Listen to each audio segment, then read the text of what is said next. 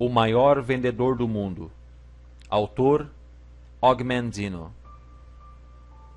1. Hafid demorou-se ante o espelho de bronze e estudou sua imagem refletida no metal polido. Apenas os olhos continuaram jovens. Murmurou ao virar-se e atravessar devagar o espaçoso piso de mármore. Passou por entre as negras colunas de ônix que se erguiam para sustentar o teto brunido de prata e ouro, e suas pernas envelhecidas transportaram-no pelas mesas esculpidas dos citros e do marfim. Carapaças de tartarugas reluziam dos canapés e divãs e as paredes. Marchetadas de gemas cintilavam com brocados do mais esmerado desenho. Enormes palmeiras cresciam placidamente em vasos de bronze, formando uma fonte de ninfas de alabastro, enquanto caixas de flores com gemas incrustadas competiam em atenção com o seu conteúdo. Nenhum visitante do palácio podia duvidar de que Hafid fosse realmente senhor de grande riqueza. O ancião passou por um jardim murado e entrou no depósito que se estendia além da mansão por 500 passos de distância. Erasmo, seu guarda-livros-chefe, esperava incerto logo depois da entrada. Saudações, senhor. Hafid assentiu com a cabeça e prosseguiu em silêncio. Erasmo o seguiu, o semblante incapaz de esconder a preocupação com o pedido incomum do amo de uma reunião naquele local. Próximo à plataforma de carga, Hafid parou para observar as mercadorias sendo removidas dos carros de bagagem e contadas ao entrar em barracas separadas.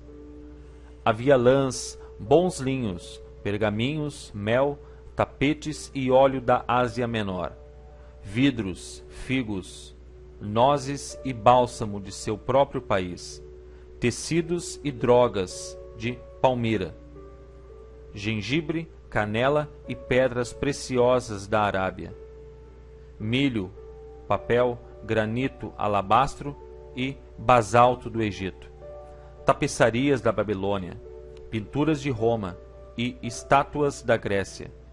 O cheiro de bálsamo pesava no ar e o sensível e velho nariz de Hafid percebia a presença de doces, ameixas, maçãs, queijos e gengibre. Finalmente ele se voltou para Erasmo.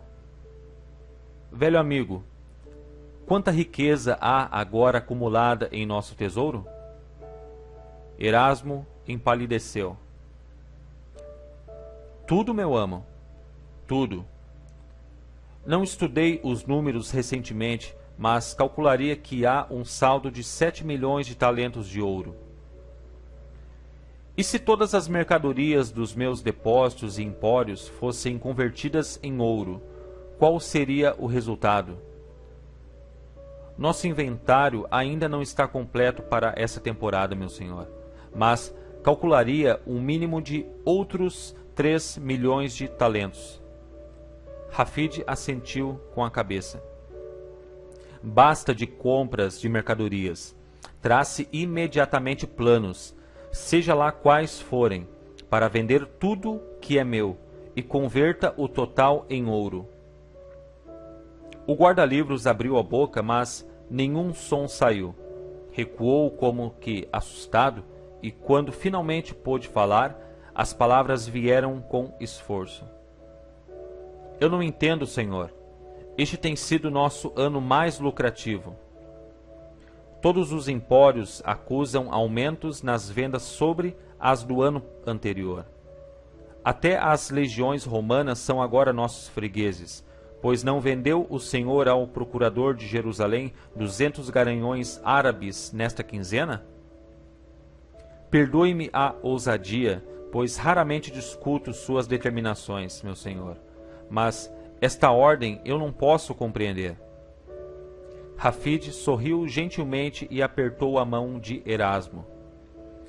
Meu companheiro de confiança, Tem sua memória suficiente força para recordar a primeira ordem recebida de mim quando entrou neste emprego muitos anos atrás?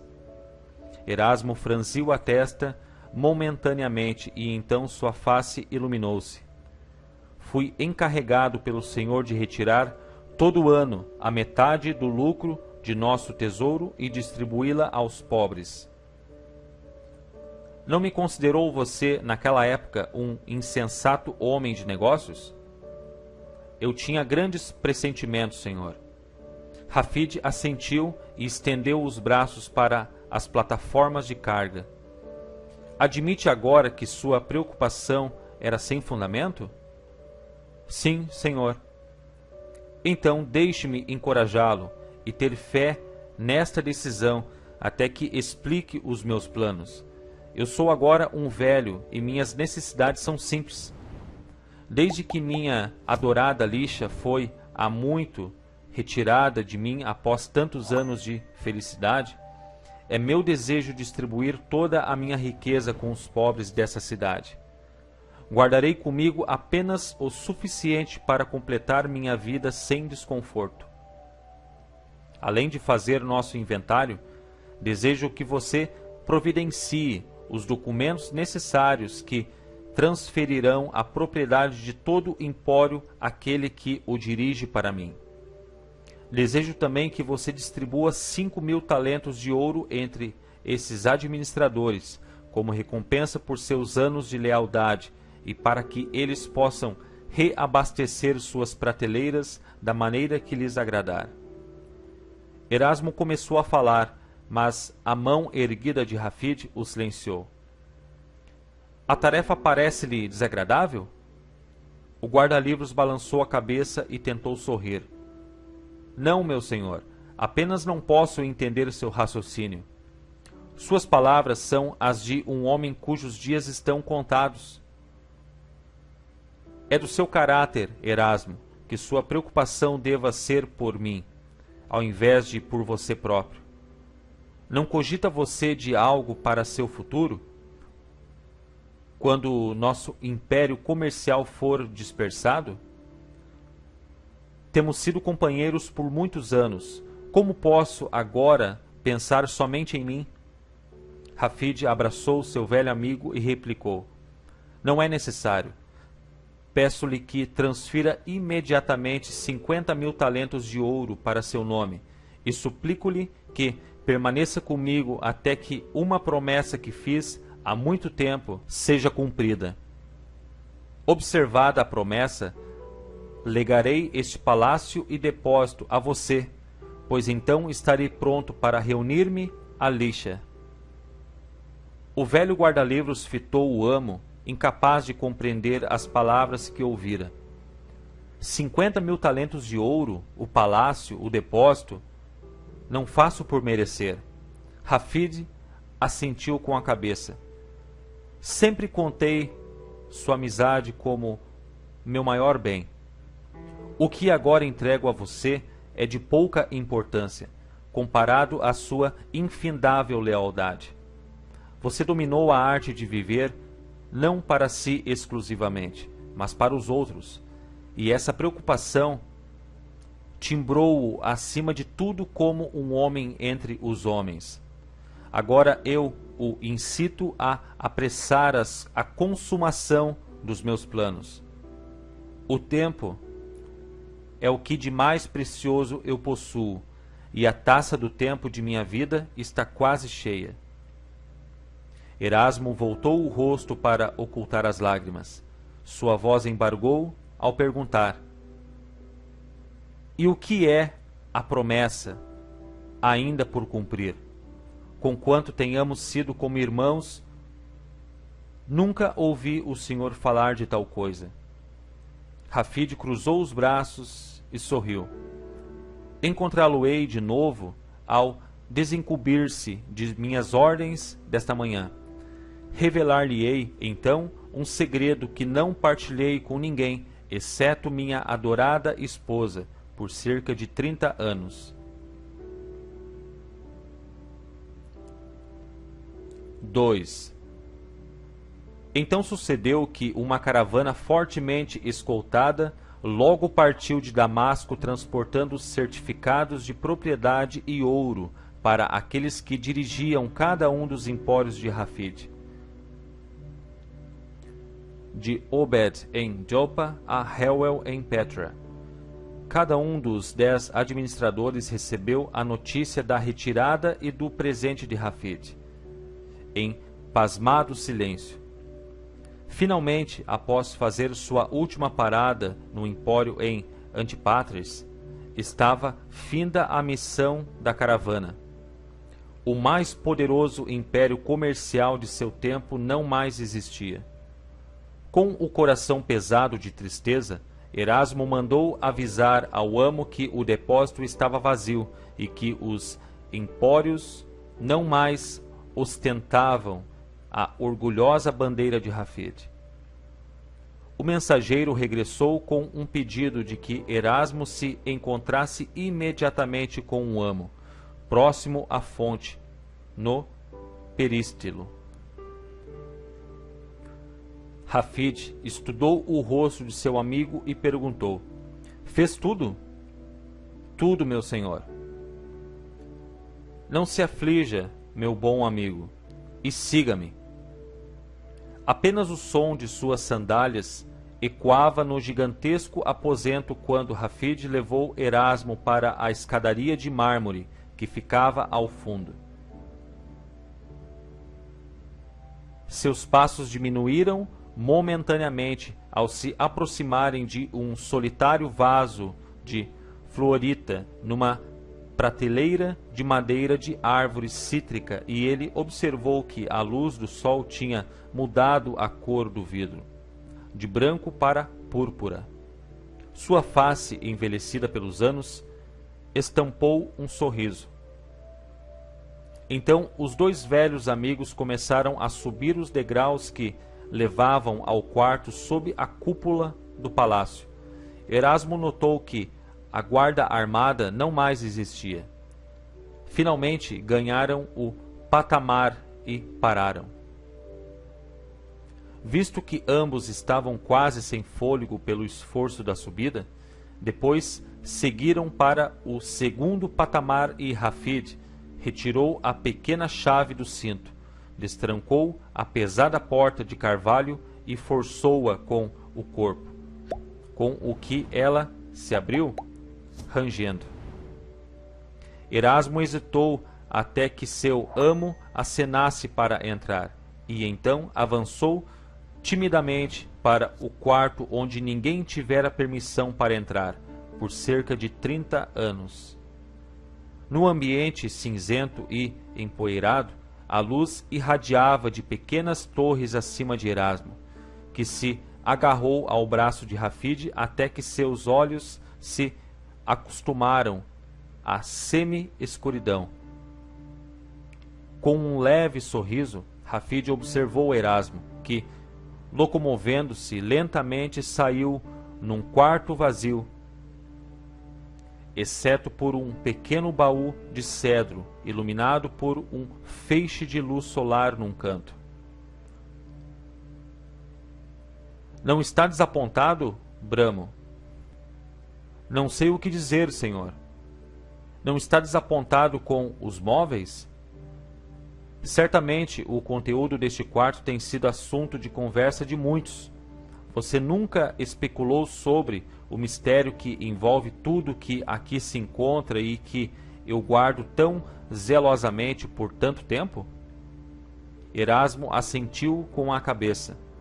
"É verdade, tem havido muita conversa e muitos rumores pelos anos, quanto ao que nosso amo guarda escondido aqui na torre." "Sim, meu amigo, e muitos deles eu ouvi. Tem-se dito que aqui se guardam barris de diamantes, lingotes de ouro, ou animais selvagens, ou pássaros raros. Certa vez um persa, mercador de tapetes, deu a entender que talvez eu mantivesse aqui um pequeno harém. Lisha riu ao imaginar-me com uma coleção de concubinas. Mas, como você pode ver, nada há aqui, exceto um pequeno baú. Agora, venha para cá. Os dois agacharam-se ao lado do baú e Hafid cuidadosamente começou a soltar as correias de couro que o envolviam. Ele inalou a fragrância do cedro e finalmente empurrou a tampa, que se abriu sem dificuldade. Erasmo curvou-se à frente e espiou sobre o ombro de Hafid o conteúdo da arca. Olhou para Hafid e balançou a cabeça espantado. Nada havia na arca senão pergaminhos. Pergaminhos de couro. Hafid estendeu a mão e gentilmente retirou um dos rolos. Por momentos, apertou-o ao peito e cerrou os olhos. Uma calma tranquila pairou-lhe sobre o rosto, apagando as marcas da idade. Então, pôs-se de pé e apontou para o baú. Fosse esse quarto enchido até as vigas de diamantes, seu valor não superaria o que seus olhos veem nesta simples caixa de madeira. Todo o êxito, felicidade, amor, paz de espírito e riqueza de que desfruto provém diretamente do que está contido nestes poucos pergaminhos. Meu débito para com eles e para com o sábio que os confiou ao meu cuidado não pode jamais ser retribuído. Assustado pelo tom de voz de Hafid, Erasmo recuou e perguntou: é este o segredo a que o senhor se referiu? Este baú se acha de alguma maneira ligado à promessa que o senhor tem de cumprir ainda? A resposta é sim, a ambas as suas perguntas. Erasmo passou a mão pela testa molhada de suor e fitou Hafid com descrença. Que está escrito nestes pergaminhos que lhes confere valor maior que os de diamantes? À exceção de um. Todos estes pergaminhos contêm um princípio, uma lei ou uma verdade fundamental escritos num único estilo para ajudar o leitor a entender seu significado. Para se tornar um mestre na arte de vender, deve-se aprender e praticar o segredo de cada um destes pergaminhos. Quando se dominam estes princípios, tem-se o poder de acumular toda a riqueza que se deseja. Erasmo fitou o pergaminho com assombro. Rico até mesmo como o senhor? Até mais rico, se quiser. O senhor afirmou que, à exceção de um, todos estes pergaminhos contêm princípios de venda. O que contém o último pergaminho? O último pergaminho, como você o chama, é o primeiro que deve ser lido, já que cada um é numerado para ser lido em sequência especial. E o primeiro contém um segredo que tem sido dado a poucos sábios através da história. Em verdade, ele ensina a maneira mais efetiva de aprender o que está escrito nos demais. Parece ser uma tarefa difícil de realizar. É, na verdade, uma tarefa simples, desde que se queira pagar o preço, em tempo e concentração, até que cada princípio se torne uma parte da personalidade de cada um, se torne como um hábito. Erasmo meteu a mão no baú e retirou um pergaminho, segurando-o gentilmente entre os dedos. Passou-o afoito para Hafid. Perdoe-me, meu amo, mas por que razão não partilhou esses princípios com outros, especialmente aqueles que labutam há muito tempo com o Senhor? Se o Senhor sempre mostrou tanta generosidade em todas as outras questões, como é que todos que venderam pelo Senhor não ganharam a oportunidade de ler essas palavras de sabedoria e dessa maneira enriquecer também? Afinal de contas, todos seriam melhores vendedores com tão valiosa sabedoria. Por que o Senhor manteve para si esses princípios por todos esses anos? Eu não tinha escolha. Há muitos anos atrás, quando esses pergaminhos foram a mim confiados, prometi sob juramento que partilharia seu conteúdo com apenas uma pessoa. Até hoje não entendo o raciocínio deste estranho pedido, mas ordenaram-me aplicar os princípios dos pergaminhos à minha própria vida, até que um dia alguém aparecesse e necessitasse, mais do que eu quando jovem, da ajuda e a orientação neles contidas. Disseram-me que, mediante algum sinal, eu reconheceria a pessoa a quem deveria passar os pergaminhos, mesmo que tal pessoa não soubesse estar a procurá-los. Esperei com paciência e, enquanto esperava, apliquei estes princípios como me foi permitido fazer.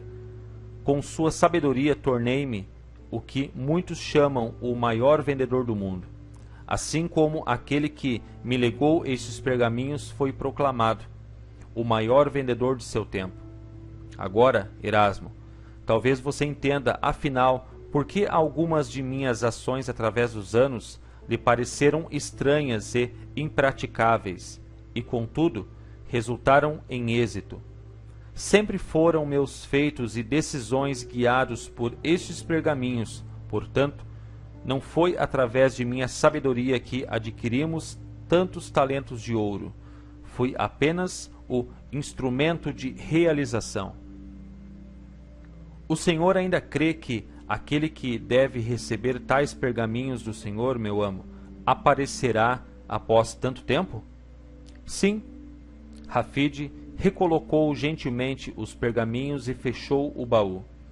De joelhos, falou brandamente. Você ficará comigo até esse dia, Erasmo? O guarda-livros adiantou-se, banhado por uma luz branda, e eles se apertaram as mãos. Ele assentiu com a cabeça e depois se retirou do quarto, como se sob uma ordem inefável de seu amo. Hafid repôs as correias de couro no baú, ergueu-se e dirigiu-se para uma pequena torre. Passando por ela, seguiu para um palanque que cercava a grande cúpula. Um vento do levante soprava-lhe a face, trazendo consigo o aroma de lagos e do deserto na distância. Ele sorriu como se estivesse postado sobre os telhados de Damasco, e seus pensamentos retrocederam tempo adentro.